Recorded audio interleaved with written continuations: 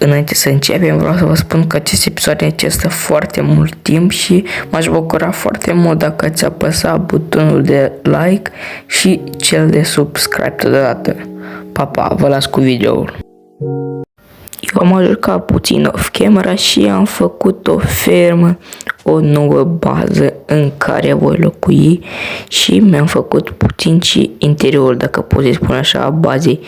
Da, mi-am făcut și o fermă de purceluși și aceasta nu știu exact ce este, doar că aici va sta portalul de Nether și cam așa arată baza din afară.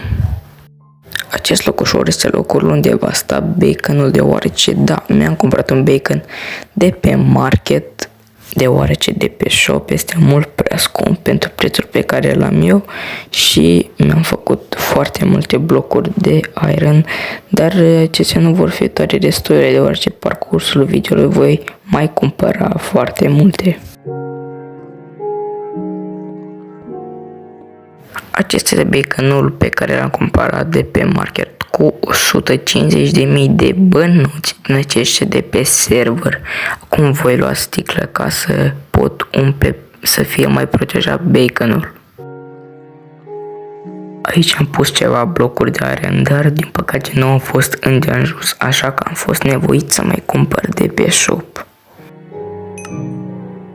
Și cum să nu am mai făcut blocuri de iron?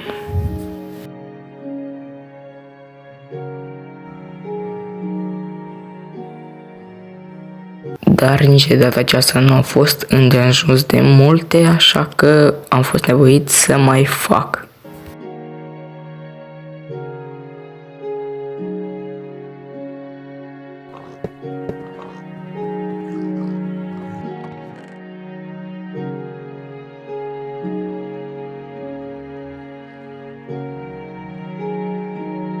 Aici am văzut că ceva nu este în regulă și am încercat să construiesc, să mai fac încă o dată, dar nici atunci nu mi-a ieșit bine.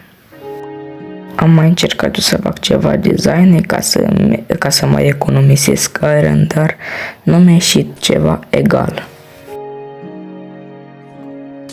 Așa că m-am gândit să mai fac încă un rând de glowstone.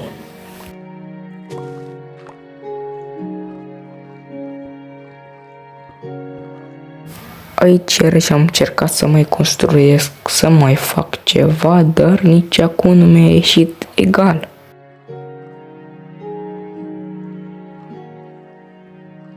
Aici iarăși un design mai neobișnuit made by Toto, care a dat fail.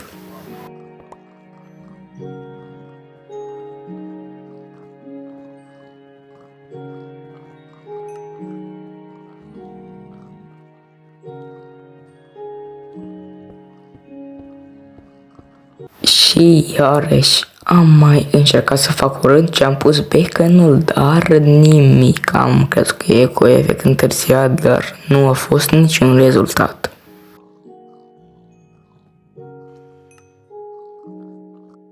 Și iarăși blocuri de iron.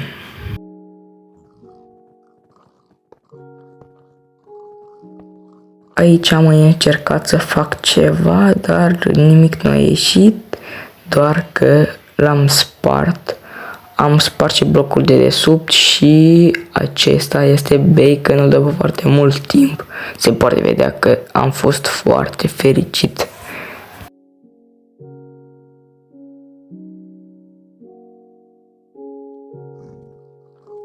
A mai venit și un piglin ca să vadă acest bacon minunat, care vine din portalul care l-am făcut eu.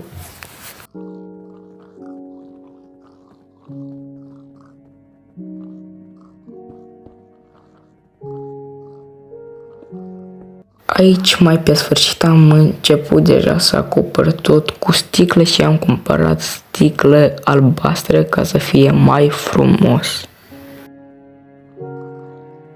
Și cam asta a fost cu acest video. Dacă mai vreți videoclipuri, de ce nu uitați să apăsați butonul de like și cel de subscribe. Pa!